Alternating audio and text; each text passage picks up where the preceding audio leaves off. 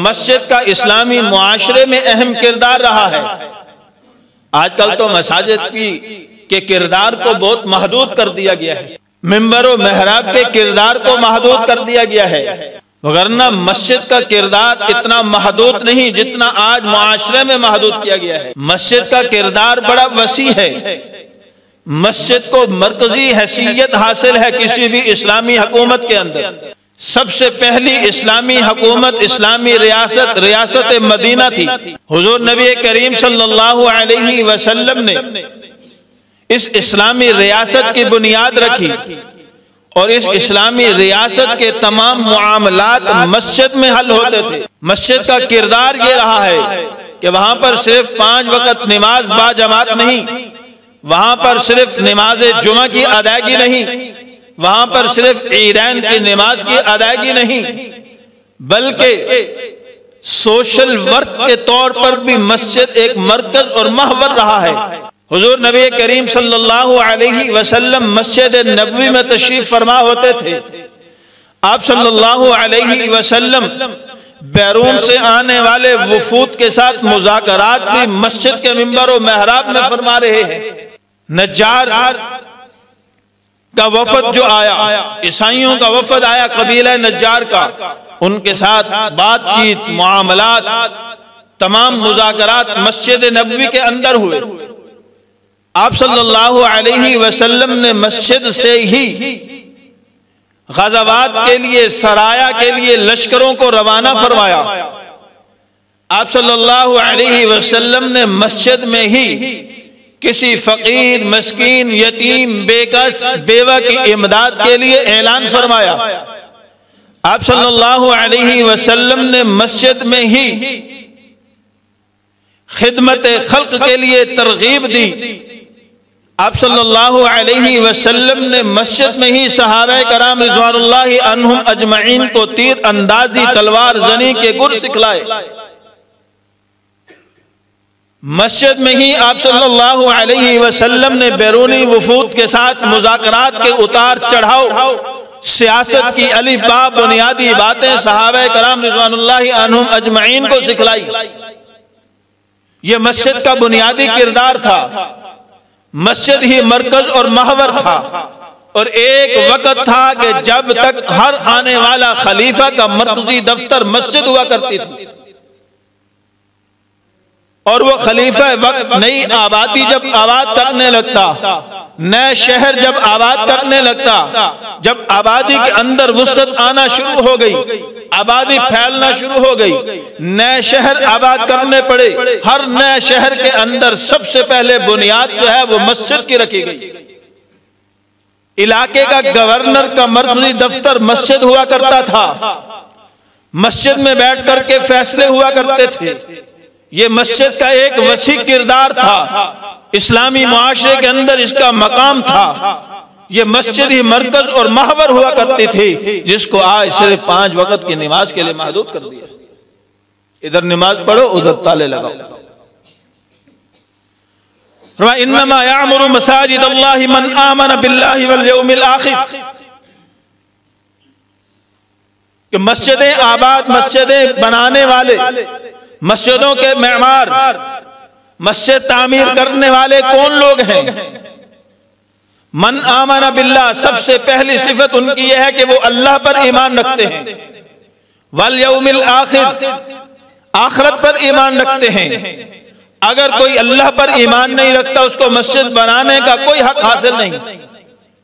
आखिरत पर ईमान नहीं रखता, उसको मस्जिद बनाने का कोई हक हासिल नहीं। मस्जिद के इंतजाम और इंसराम में दखल देने का कोई हक हासिल नहीं। व अकामस्सला, नमाज को कायम करने वाले हैं। बिल इत्तिफाक उलमा फुकहा ने लिखा है कि नमाज कायम करना उसे कहते हैं जो 5 वक्त की नमाज बाजमात अदा करने वाला हो। ये नहीं कि एक पढ़ ली 4 छोड़ दी, 2 पढ़ ली 3 छोड़ दी, कभी पढ़ ली कभी छोड़ दी, इसको कायम करना नहीं कहते। और मस्जिदों के बनाने वालों की सिफात को अल्लाह ने जो जिक्र किया है वो क्या है? वह अकामस्सला, नमाज को कायम करने वाले हैं, यानी 5 वक्त की नमाज बाजमात एहतमाम से अदा करने वाले। वो लोग मस्जिद बनाने वाले हैं, वो लोग मस्जिदों को पसंद करने वाले। क्यों? इसलिए कि वो मस्जिद के बगैर ऐसे ही हैं जैसे मछली पानी के बगैर तड़पती।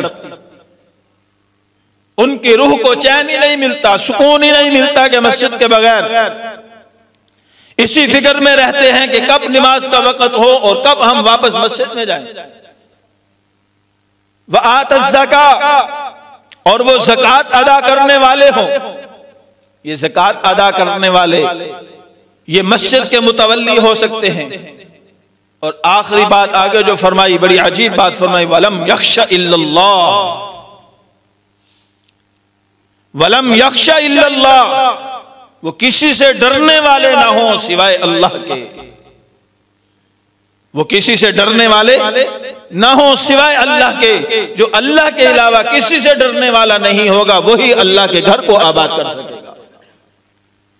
जो अल्लाह के अलावा डरना शुरू कर देते हैं, फिर वक्त आने पर वो अल्लाह के घरों को ताले लगवा दिया करते हैं।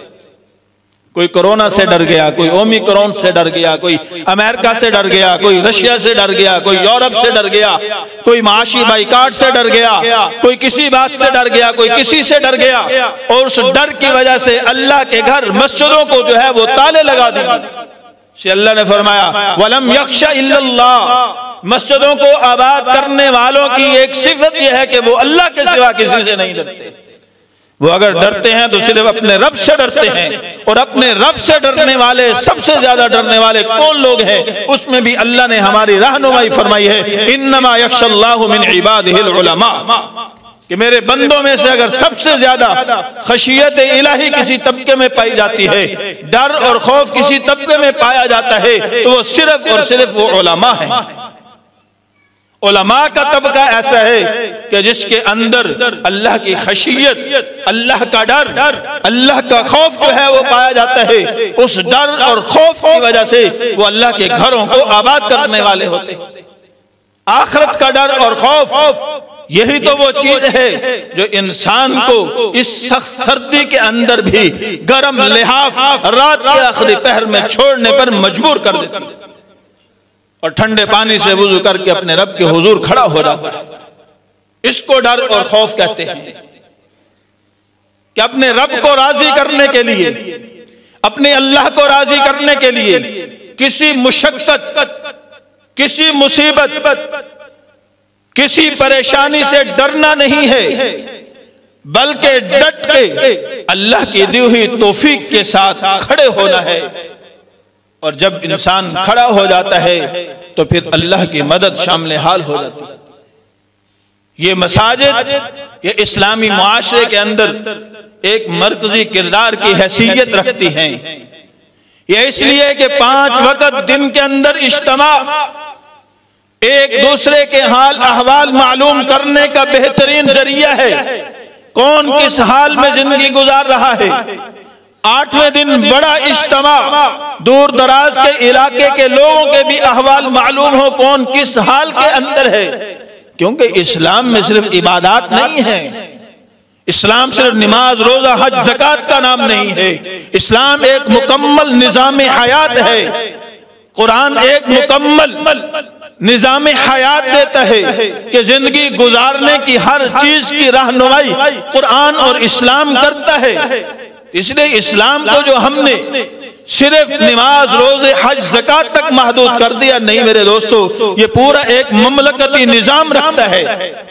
और जब निज़ाम की बात की जाती है तो फिर हर एक निज़ाम रखने वाला, वो सेकुलर इज्म हो, वो लिबरल इज्म हो, वो कम्युनिज्म हो, वो सोशल इज्म हो, कोई भी इज्म हो, वो इस्लामी इज्म के सामने फिर आ जाता है, खड़ा होता है। फिर जब टकराव होता है, आज यही तो बात है कि मगरब और यूरोप को अगर कोई चीज पसंद नहीं तो वो सिर्फ निज़ाम पसंद नहीं है। उलमा का कसूर क्या है, इन अहलुल्लाह का, अहले कुरान का कसूर कसूर क्या है कि ये मिंबर और मेहराब पर बैठ करके निजाम की बात करते हैं, निजाम इस्लाम की बात करते हैं कि हमने वो रियासत लेनी है जो हुजूर नबी करीम सल्लल्लाहु अलैहि वसल्लम ने हमें मदीना की रियासत की शक्ल में दी थी। हम मस्जिदों को वो मरकज और महवर बनाना चाहते हैं जो आका नामदार सल्लल्लाहु अलैहि वसल्लम ने बना करके दिया था कि मरकज इस्लाम मस्जिद जो है वो इस्लामी मुआशरे के अंदर एक मरकज की हैसियत रखती है, एक महवर की हैसियत रखती है। इसी से तो पूरे निजाम ने आगे चलना है। अगरचे जुबान से इकरार नहीं करते, दिली तौर पर ये बदबख्त भी इस बात को तस्लीम करते हैं। आप नहीं देखते कि जब भी कोई अहम मसला आता है, जब भी कोई बड़ा एहतजाज होता है, जब भी अवामुन्नास की तरफ से कोई सदाए एहतजाज बुलंद होती है, जब भी कोई ऐसा मामला आता है तो फौरन अरबाब इक्तिदार क्या कहते हैं?